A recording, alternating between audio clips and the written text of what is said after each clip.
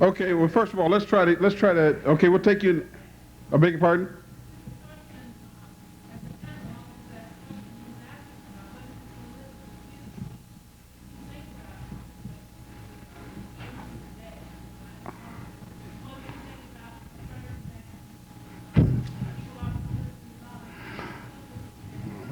Oh, I see, so we have a big hodgepodge of a lot of things. Yeah, well, you asked me an enormous question, but first I'll be general and we'll try to be precise. For example,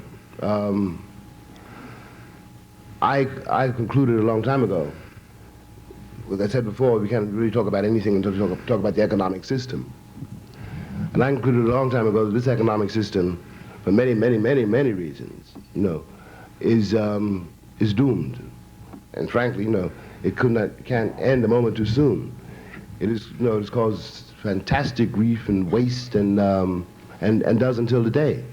And all of the things that the lady over there was talking about, like affirmative action or equal opportunity and all of those things, are menaced and by the stranglehold of this system. What I'm trying to say is whatever we are talking about, we have to bear in mind that whether that is what we're up against, that is what has to be in one way or another defeated, outwitted, overthrown finally, or it will fall of its own weight. But we are always in that shadow, and our intentions, which are really essentially, after all, to save our children, is not the intention of this republic.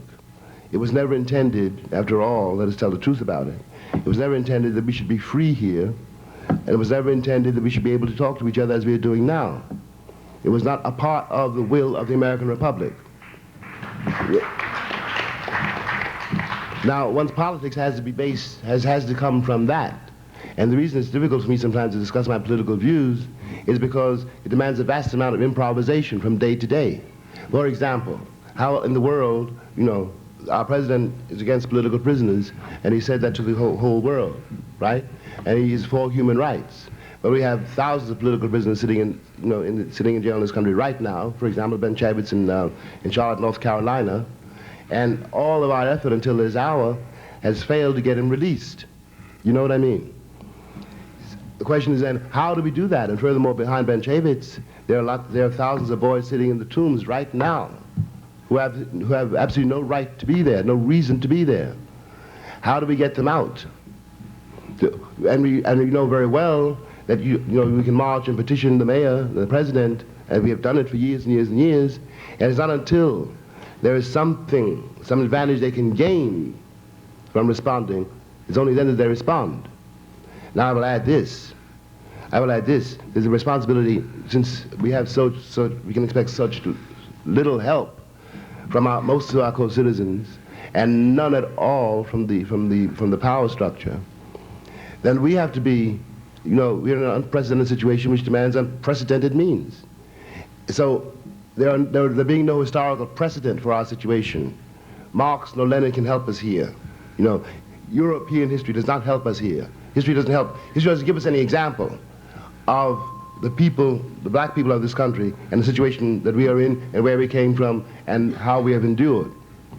So we have to forge a new politics with a vast amount of cunning, and I might add, a vast amount of silence. Amen. Next.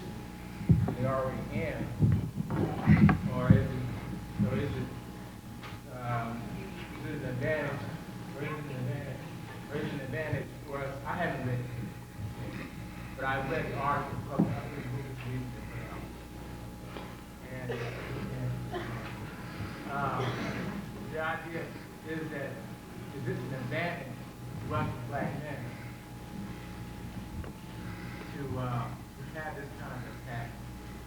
Well, we are supposed to respond to this in a negative manner, and how do you respond to this right response? Right. Okay, the question is, how would Mr. Baldwin, would he respond to, I think it's Cheryl Wallace? Michelle Wallace. Michelle Wallace, with the work that she has done into Super Ego or something like that? It's Black Macho and the Myth of Black Black Machos, Superwoman. sort of thing. Well, I've not read the book, more or less deliberately.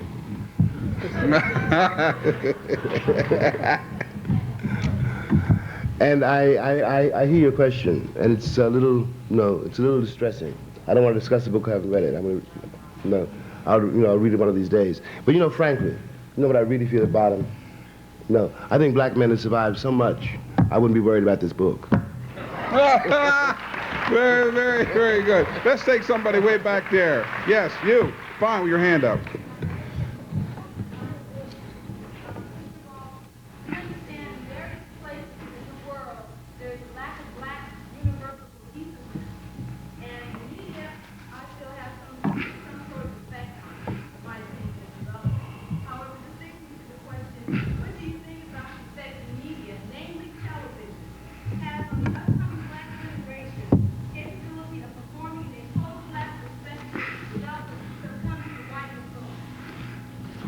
It has to do with television media. Okay, I think it was well stated. I'm not going to repeat it. Go ahead. That's a difficult question because television is designed to sell things. That's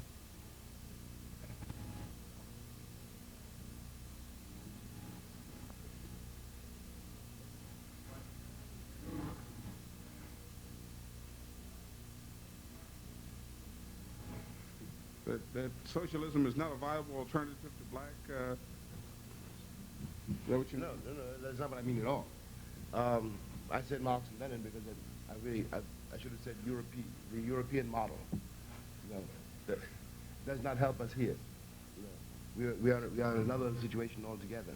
And in fact, I envision a socialist state. I can't imagine what other kind of state we could hope to bring about. The only trouble there is, as I say, it's not really a trouble. But the difficulty is there is no model in the world that I can point to and say that's the state I want.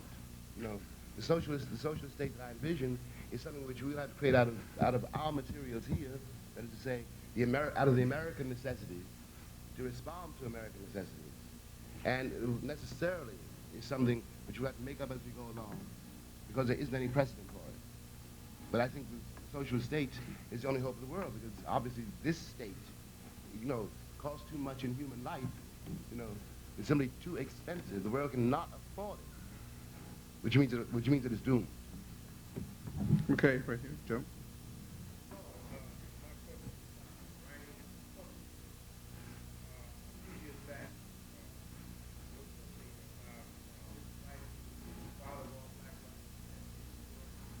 Oh God, I never said that.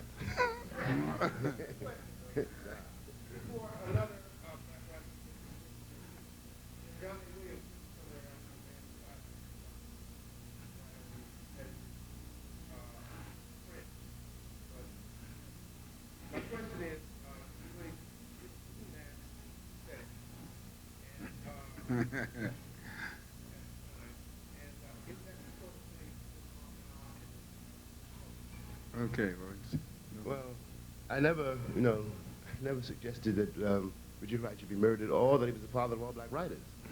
Richard and I had a quarrel of our own, which was more or less healed. We never got to be as close as I would have liked. But there was a quarrel between a very young man and an older man, and the fact is I loved Richard. For the rest, the whole, I tend not to move in the literary scene because it's dull, and I never understood competing writers and all that. It's not for me. I have enough trouble competing with myself, and the rest is the rest is somebody else's business, not mine at all. I don't care what they're doing out there. I got my work to do and my family to take care of, and my friends eat with, and that's it. Okay, down front.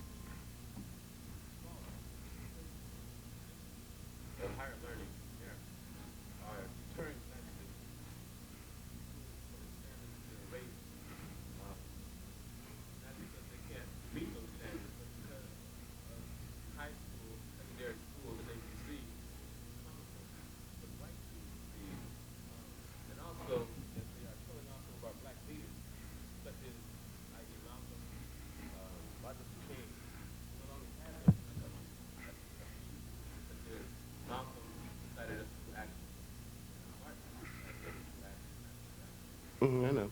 contemplate action. And since when this stuff we're not in now, as far as a form of action, which we need people such as Mayor for no one here, doesn't just for yourself, what would you give us?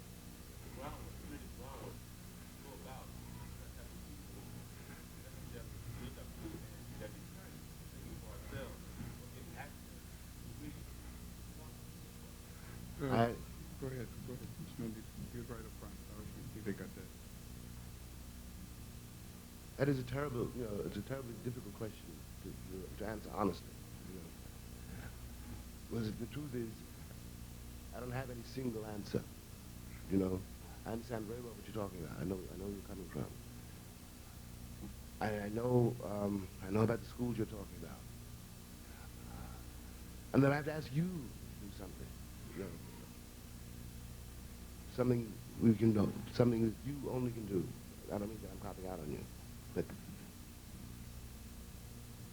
since you are in the situation, you have to attack it. I don't know how to tell you to attack it. If you cannot get an education one way, then you have to get it another. If you have to steal the books, or steal the time, You understand what I mean?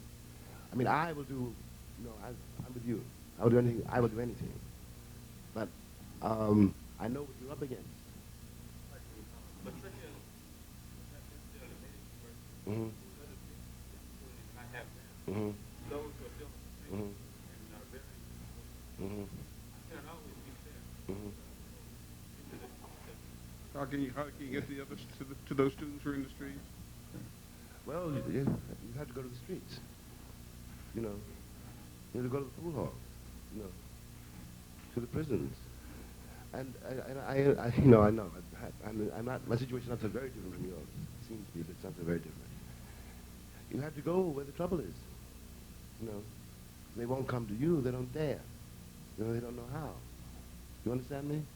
You will have to go there, and bring out one. You see what I mean? Or bring out another. You see what I mean? But if you see the necessity, you have to act on it. You follow me? You're not as alone as you think you are. Okay, back here, take questions, sure. Okay, Jonathan Kane.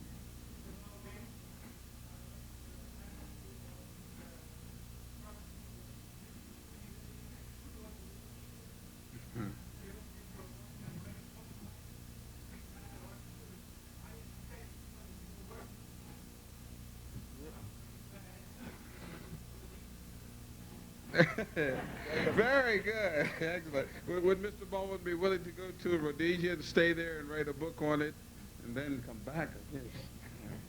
And then come back. By the way, are you speaking of Rhodesia or I presume you're speaking of Zimbabwe. Okay.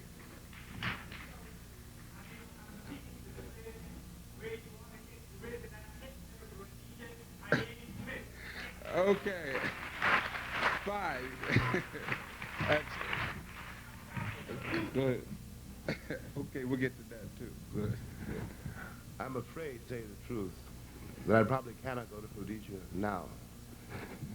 Life being what it is, I may be there tomorrow, who knows. But at the moment, I had other plans.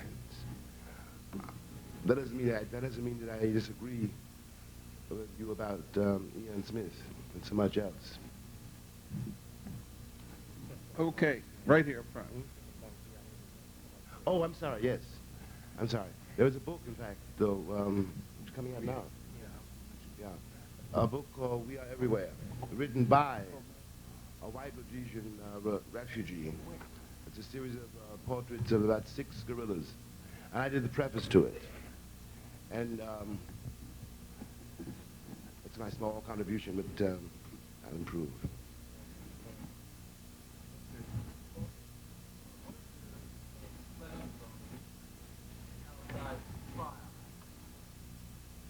Oh. Oh, what are your reflections on the... Okay, is that it?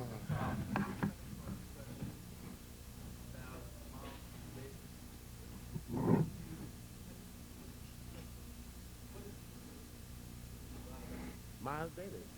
Oh. Okay, there are two things. One is on the trial of Huey Newton, is this trial, and number two about Miles Davis.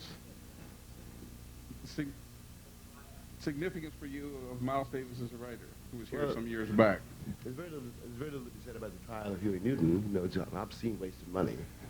And, Amen. you know, and they're furious because they didn't manage to get him. You know, and we mustn't let them get him. You know, it's a crock of shit. You know. Two crocks.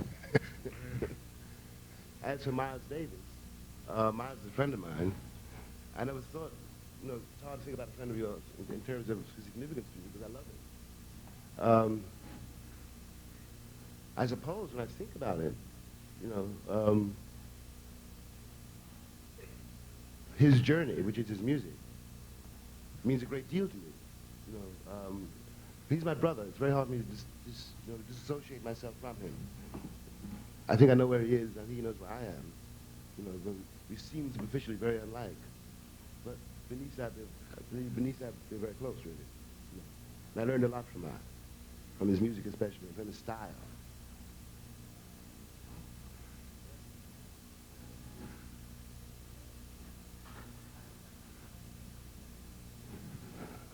Oh, the only way I can answer that, really, you know, is to quote another friend of mine, Max Roach.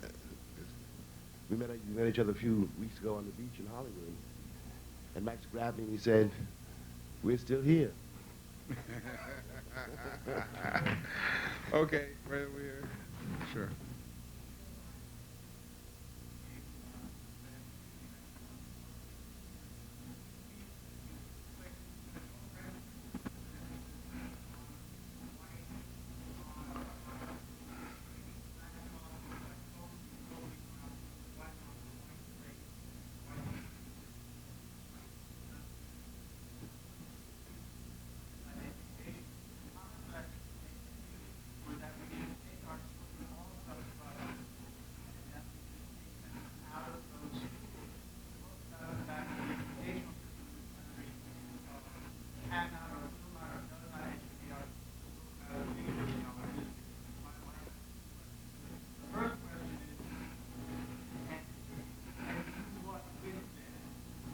Educate them.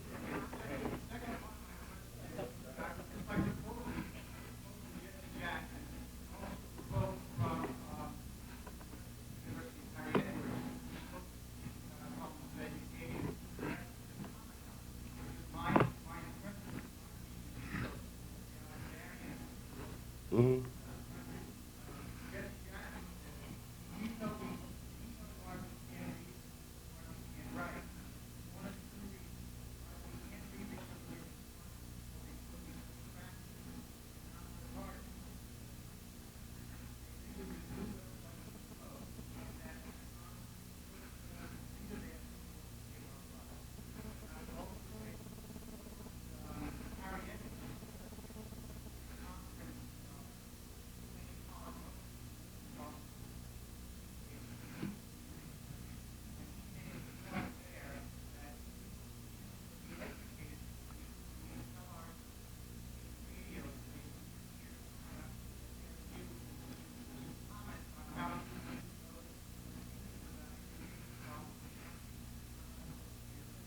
I see what you're saying. I'm not so sure that that's a contradiction, you know. I'm talking in any case. I know this, you know, I know what Jesse's saying, and I know what Harry's saying. I don't think that's in contradiction, you know. We're talking about how to save our children. We're talking about the morale of our children. You know, and any technique which will do that is perfectly is valid. I was thinking about children on buses, much younger children, spending hours on buses, going to a school where they are not wanted, where they cannot possibly learn anything, and coming back home even more demoralized than they were when they left. And I think that's wrong. I don't think it... And you may think I'm being excessive, you know, or bitter, but I've observed. I can only tell you what I have seen.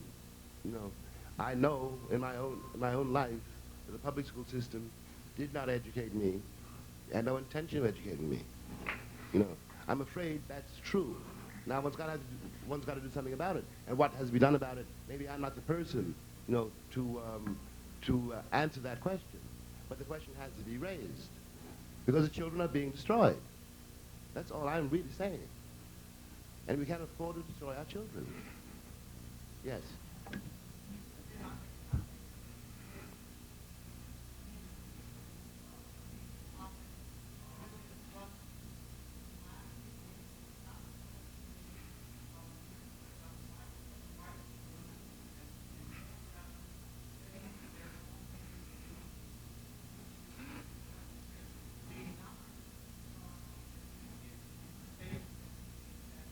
Well, you misunderstood me because what if I say to black parents what I said about schools? Obviously I don't expect anybody who hears me go out and do what I say, but I do want you to think about it. You know, what am I asking except that black people be responsible for black children because nobody else will be.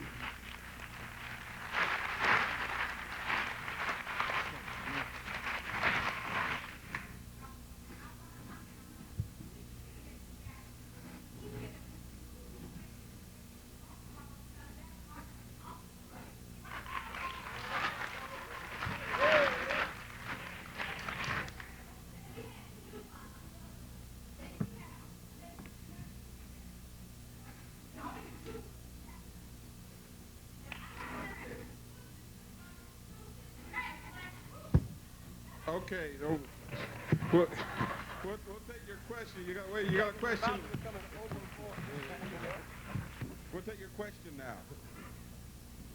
2 questions, okay. Wait a minute.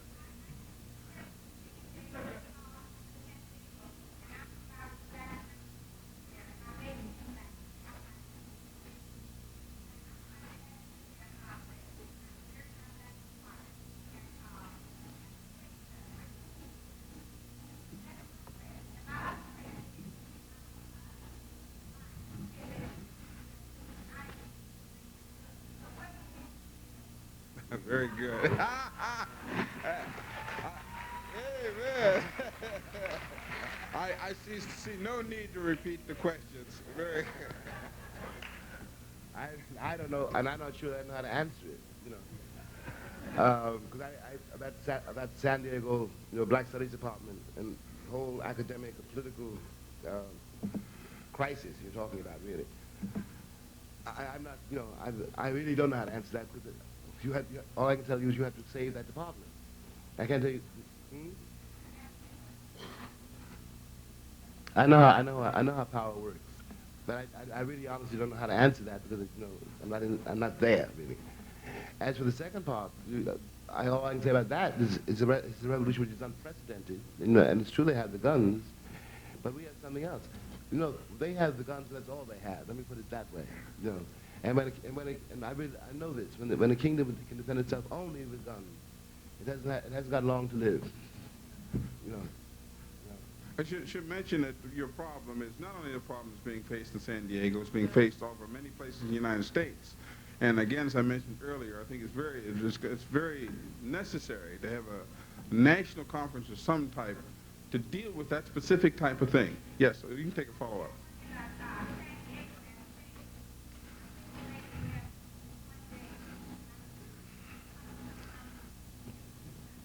Yeah, that's good to have one day, but I'm talking about something that's really programmed over a year or something to really have something. Okay, this young lady here's Nancy. Well, go ahead. Take the next.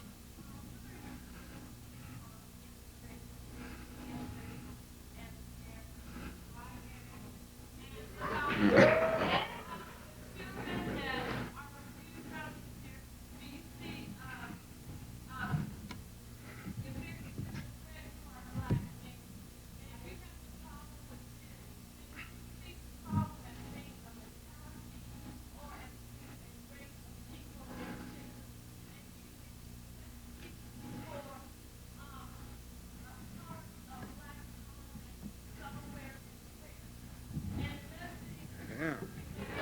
I can't repeat all that now. Go ahead. Damn, I hope we get that.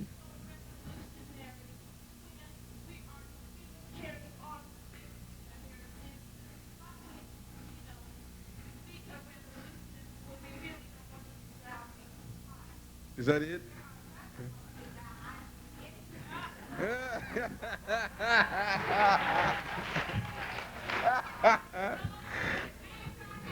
Oh, we're getting in gear here now. Go ahead. Yeah, yeah, Erston taking off his coat. Yeah, it's getting good. Yeah. Go ahead. Can you get that?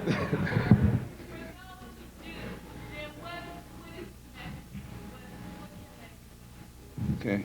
Well, there's a lot of things. There are a lot of things there. Let's see if he can pick out some of that and at least try to respond to some of the things. Oh, wow. No, I can't answer. I really can't. A lot of it I can't answer. But you begin at the beginning about interracial marriage. That is who people marry, who people love, is their business. You said before. That's right. That's right. You'll be next. That's right.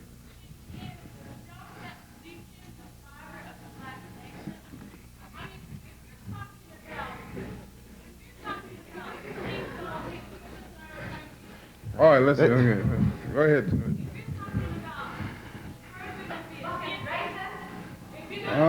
Will you please, come on, let's let her answer her questions.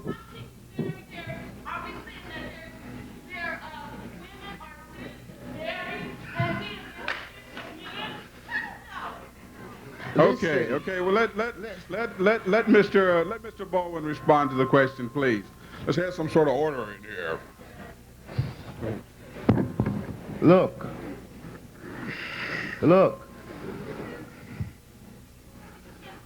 Okay. Listen. Okay, let him answer your question, please. We have to be strong enough to let people be free to live, no?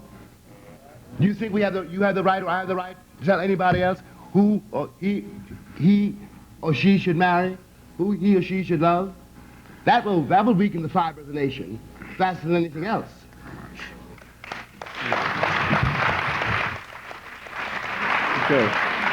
Okay, up here, a question, the Berkeley man. Okay.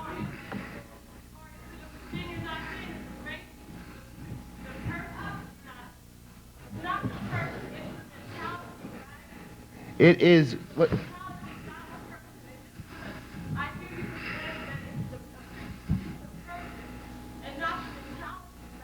What do you mean by that? You mean the mentality of white people?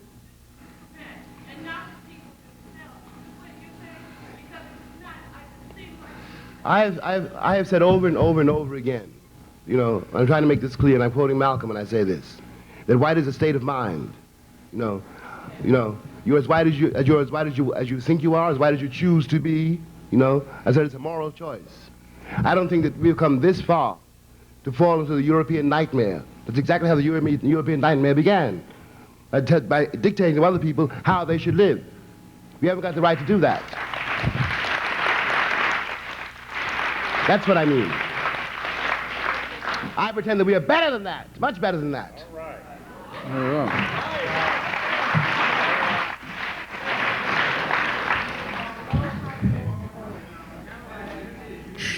Quiet, please. I beg your pardon.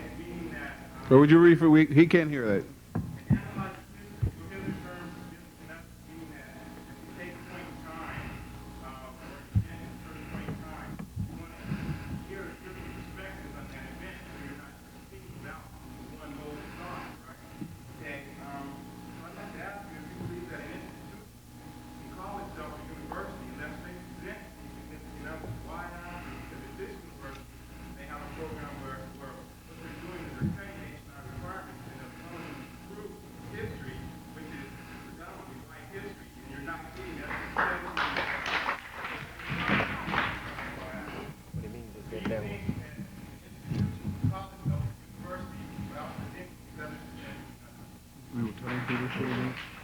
They had a number of courses in the university that qualified for history and constitutions requirement, and they cut a lot of those that came out of the Black Studies department.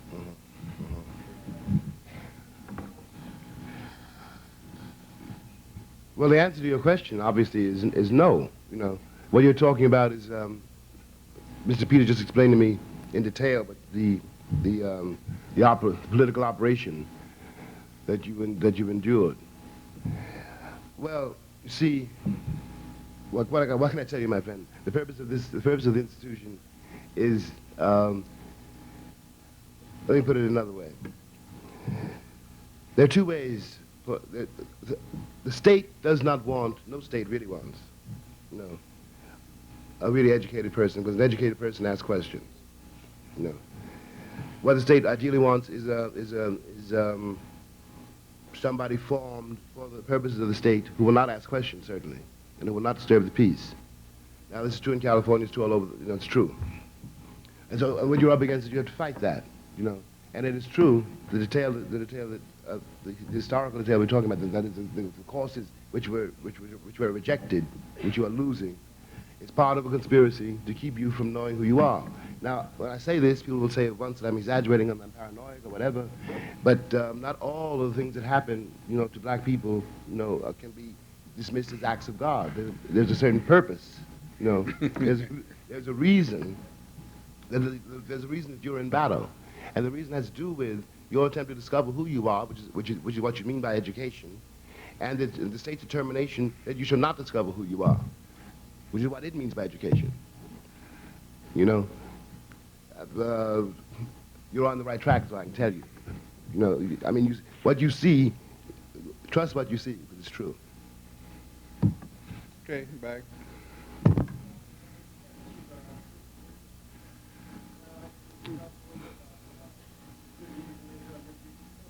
I beg your pardon? Your views of Israel.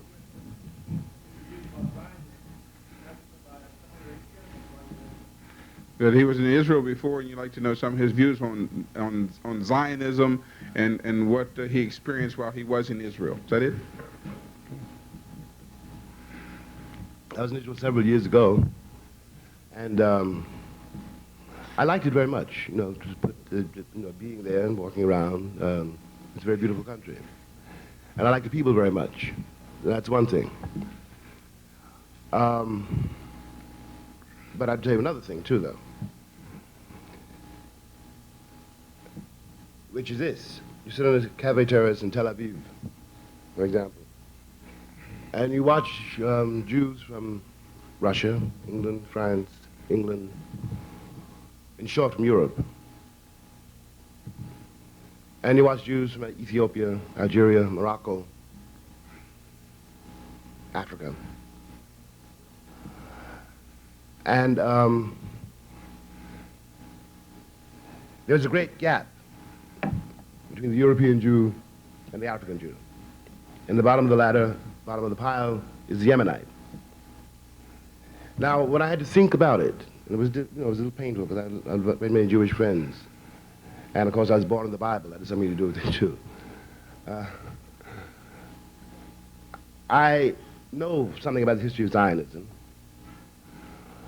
And so I know something about the correspondence between people like Chaim Weizmann and Theodore Herzl to Winston Churchill, let us say, to the English authorities at that time. The polite way of putting it is to say that, as Time magazine would put it, that the Zionist movement used the available political machinery. Well, the available political machinery just happened to be England, which was then a tremendous colonial power.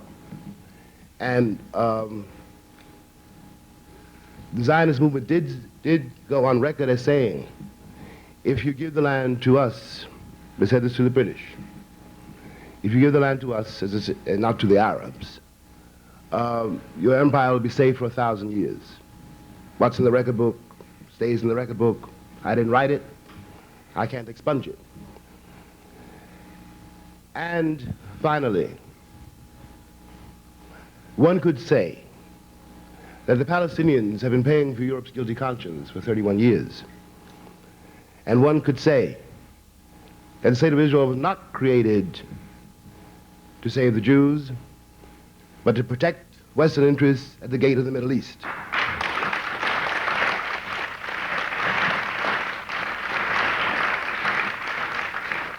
And that would never have happened if it had not been for the Third Reich. That's a very bitter way to put it, but that's the truth.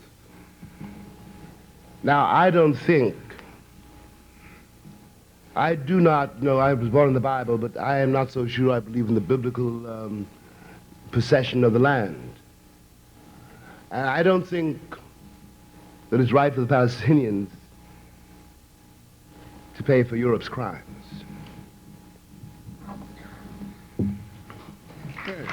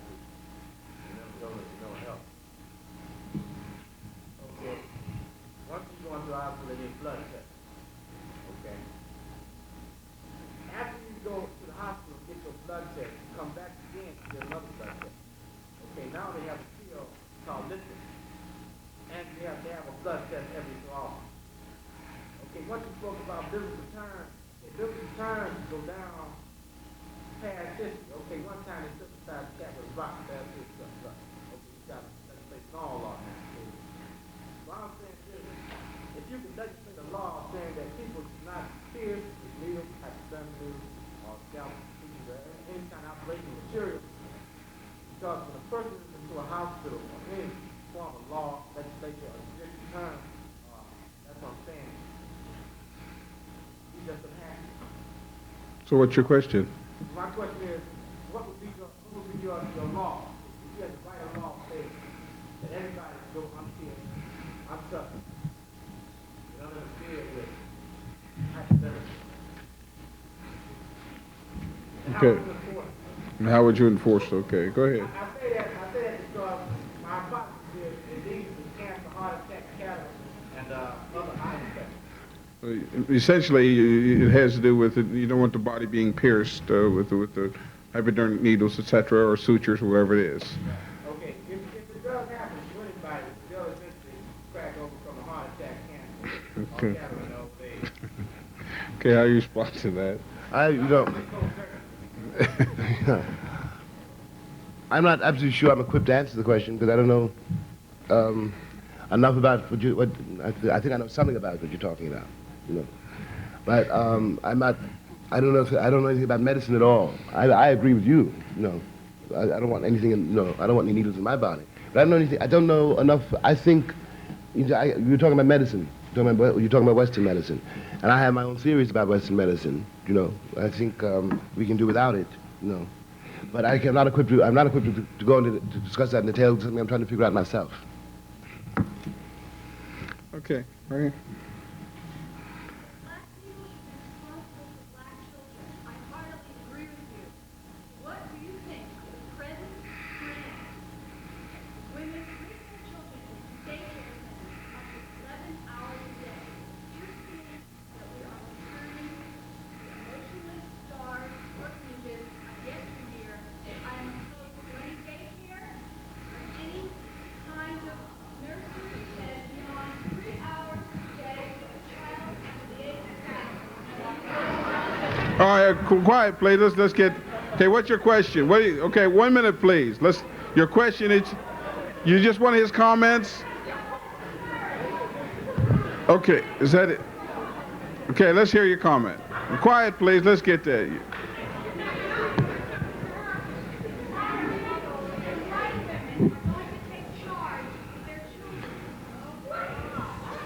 Shh.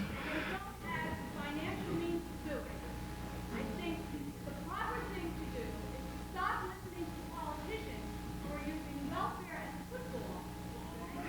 Demanding total welfare payments so that women can stay home with their children until their children are living. Okay, essentially what the question she's asking has to do with daycare and essentially then too about the black mother and white mother with respect to their children. What are his opinions on that? You've obviously touched a nerve. You know. Obviously. You obviously touched a nerve, and frankly, since I'm not a mother, I'm not in this. Not in this situation. I'm gonna let that question pass. Let me go home and think about it. Mr. Raymond, go ahead. Go ahead. Let Jimmy go to the other part of the question. Go ahead. The other part of the question that has to do with daycare. Is there anything you want to? Yeah. Well, when I was growing up, my mother and my father, were working. They had to work to feed us. And we were not in daycare. There was no daycare then. We stayed with an aunt, or we stayed with an uncle, or we stayed with various other people. Well, my father didn't want to go on welfare until he had to, and so we were very poor. I was the oldest, so I know what I'm talking about. I took care of the kids. So you were the daycare. I was a daycare, yeah. But you see, I'm in a situation now. I don't know California, first of all. I don't know what these women are up against, with their children. Obviously they do, and it appears that they know something you don't know. You see what I mean?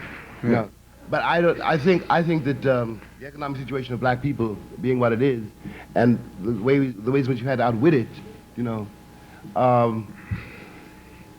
dictate a great many things, and if a mother has to leave her child in daycare, it's not because she wants to. Yeah. That's what I'm saying. Okay, question way back in the back here.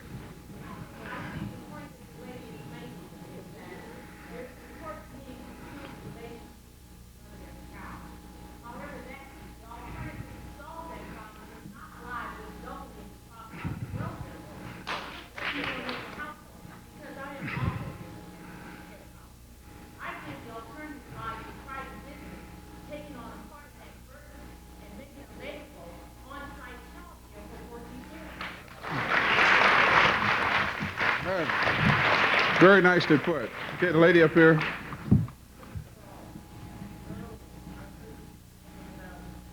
Please speak a little louder, please.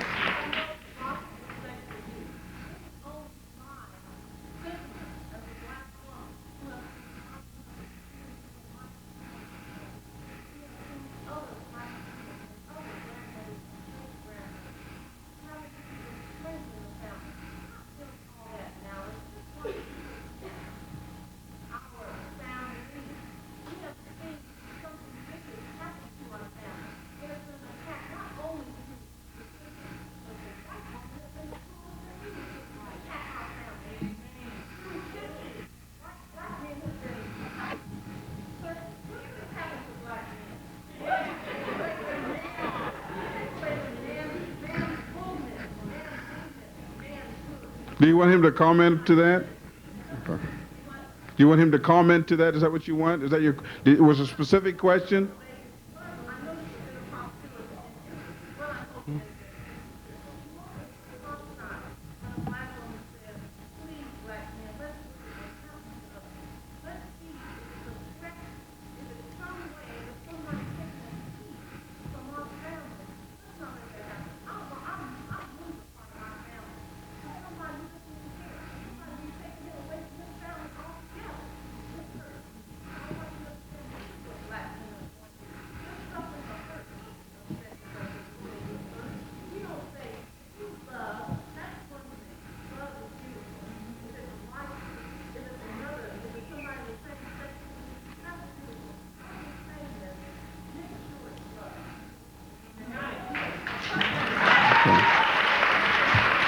Okay, I guess I imagine that Mr. Baldwin would like to respond to it. Very nicely put.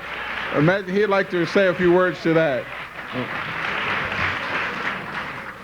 No, I think I understand you. I think I hear you. I don't want you to think I was hostile to the sister. I didn't feel hostile at all. No, not at all. No, I meant what I said, and I hear you. You know, and what can I say? What can I add to that? You know, I see that, and I know it, and make sure it's love. You say, well, what can I can't add anything to that. You know, what you say about the white woman, the role of the white woman in the society is true. You know, what I do not want to see, I don't want to see what has happened to us. I don't want us to repeat the nightmare. I don't want us to decide that all white women go under the gun, the way all black women have gone under the gun, or all black men. When I said I think we're better than that, I mean we're better than that. We don't need to do that. Do you hear me? You know what I'm trying to say? And I don't think we disagree. You know, I understand what you're saying very well, and I love you for it. All right, we have another 23 minutes, and of this time, we'll take a question right over here. The gentleman, fine. Yes, go ahead.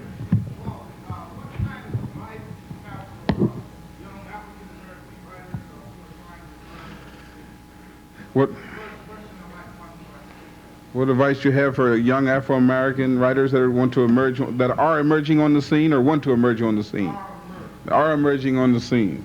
Well, what do you mean by advice? You know, the writer writes, and then the trick is somehow to get read. You know, get somebody to read it so you can get published. You know, an Afro-American writer is still very much up against the structure of publishing, which is just simply another American institution, and he's going to have to find a way to, in a way, smuggle his experience or force it, you know, and not expect really to be understood by the machinery which is publishing it, you know. I mean, you got to decide to be tougher than the machinery, if that makes sense to you. Okay, your follow-up. You had a follow-up there. What kind of historical advice do you have for African American people that are living in America in terms of history in Africa relating to Arab expansionism into North Africa and dealing with the South African problem in South Africa and Zimbabwe? What kind of advice do you have for black people in the world? In Africa? Well, you know, it would be kind of presumptuous of me to. How can I possibly advise anybody in such an extreme situation? You know, I'm sitting over here. They're in it. You know, the last thing they need is advice from me. You see what I mean? Okay, over here.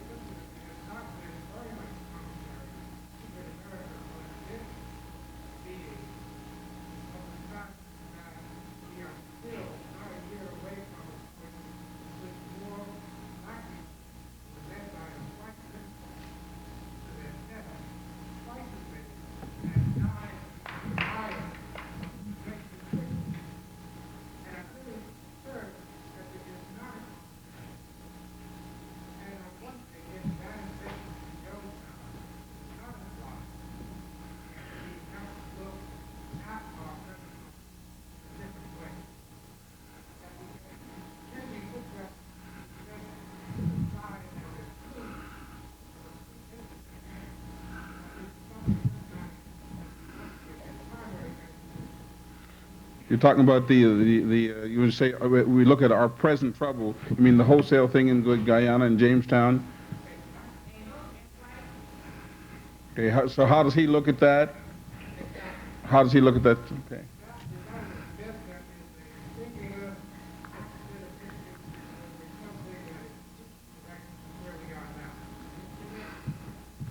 Okay. I hear your question very well. It's my question. I don't know how to answer it. I don't think it's a fluke. I don't think it's an isolated event in history. It's an event which, frankly, I have not yet known exactly how to read, you know, but I don't think it was, well, I don't think it was suicide. I begin from that premise. No. And then where that leads us, I'm not quite prepared, I'm not sure I know yet, but I hear your question very well. I don't believe the story that I was told. Okay.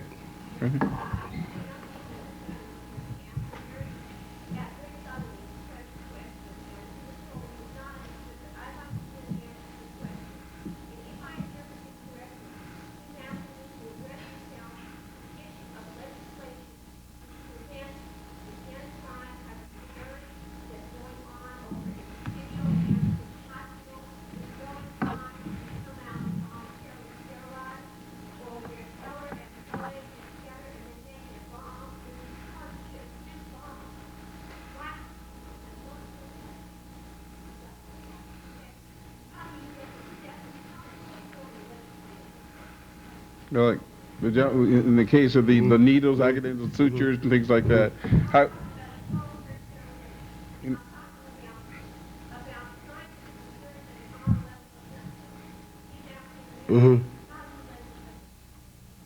How do you legislate against those type of things? I'm sorry the question wasn't clear to me before. It's clear to me now. How do you legislate against this? How do you legislate against anything? You do it. You force it. But you see, the question wasn't clear to me, you know, at all. And I didn't know about the bomb either, you know. So, but I beg your pardon?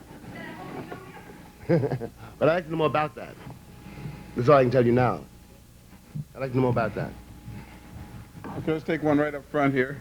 Mr. Baldwin, in your book, Double Fine's Work, you speak about the communications in the movie industry. I'd like for you to speak directly about what you think about the effect of communication on the minds of Americans, and what do you mean by the title, The Double Fine's Work? Well, what does he mean by communication? It has to do with communication in America, with the media, and what do you mean by the devil finds work? His definition of his book, The Devil Finds Work. Well, The Devil Finds Work is a book about black people in the movies, and the title is a little sardonic. You know, the devil finds work. You know, we're working for a while.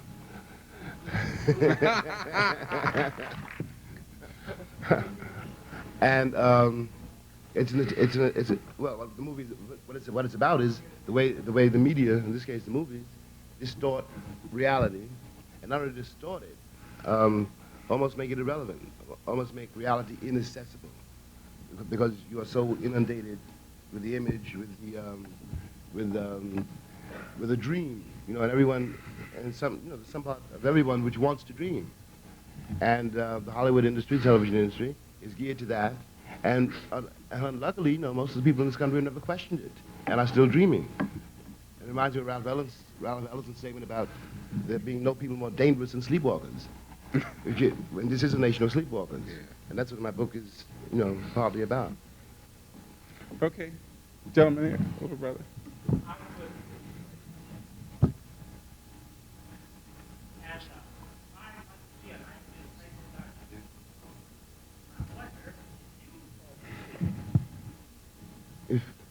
What was that? I will read an item in these papers that I collected about you. And I wonder if you always see that item. Because it's a paper like maybe in Los Angeles, Seattle, or Chicago. Do you see all these things? You're saying that you read a lot of items in the newspaper about him. Oh. Oh. Last fall in the Los Angeles Times, someone wrote who, when they were young, were thrown out of their home in New York. And you were writing a book over in New Jersey. This person went over there and you took care of it. Did you see that item? No, I didn't see that item. I'll send it. Yeah, very nice, very good. I like that. It's not okay up there.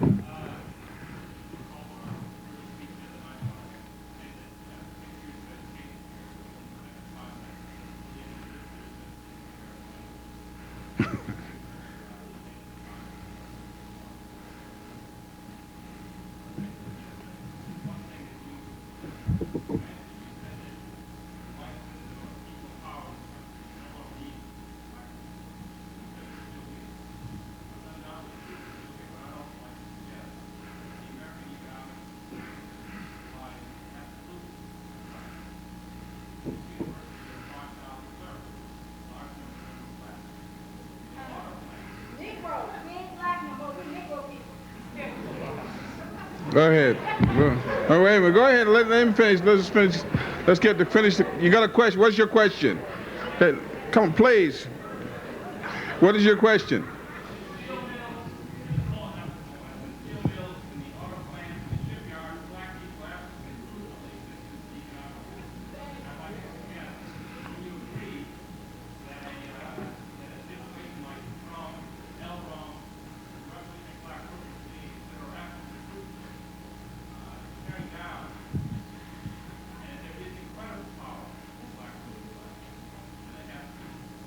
So, was there a question?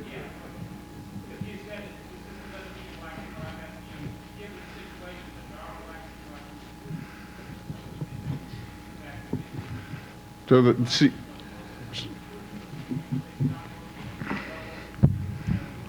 you're saying that black people are needed. Oh no. So, That's what he's saying. Yes, I'm willing. I hear what you're saying, but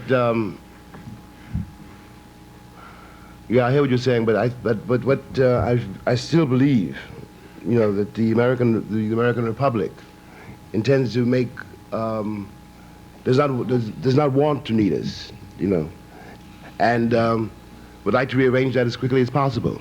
Now it won't be possible. But you talk about mobilizing the black working class. I grew up with that idea, and it is almost impossible to do, because it isn't as strong as you think it is, for one thing, and it's too scattered for another. That is what I think in any case. Yeah, thank you. okay. Thank you. The question right here.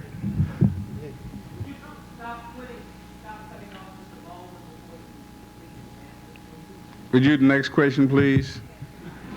Mr. Baldwin, I wanted to ask you if you know of any place I can find out any information about the racial problems between classified. I understand it's a very tough situation there. That's I want more information about it. Well, it's very tough, but there's very little. The British are not anxious to give out information about it. And, Stop going over there. I have some items that I put in these papers.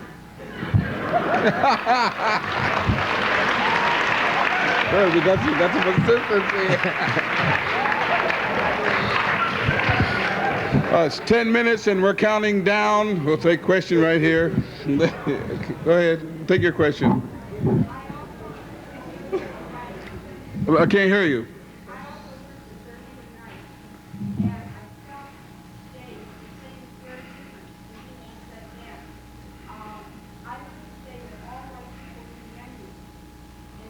you heard me say that? I said all white people are the enemy? All right, go ahead. What's your question?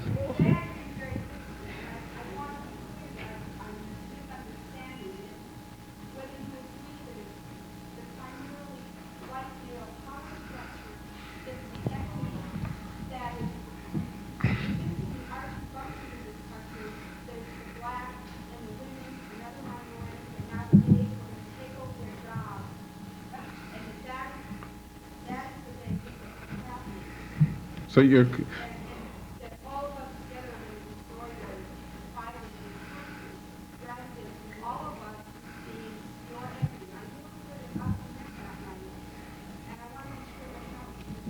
So you're saying are white people the enemy? That's essentially what you're asking.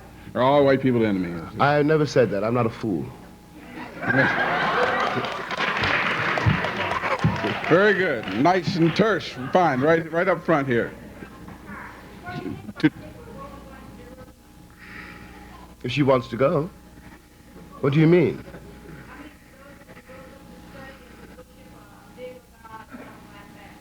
Well, if she wants to go, well, I don't understand the nature of your question.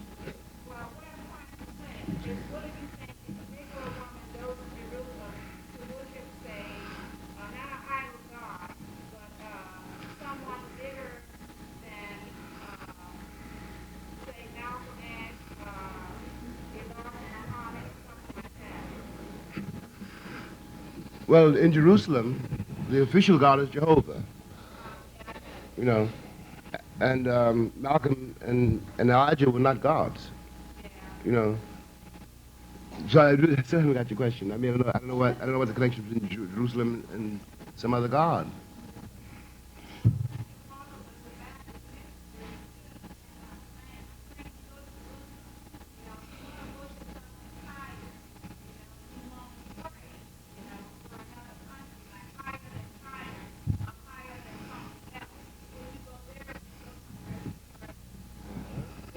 Would you go there or someplace else? Maybe touch the Wailing Wall or something. I don't know. I've been to Jerusalem, and I'd like to go back to Jerusalem, but I didn't go there particularly to worship. You know. Okay, go over here.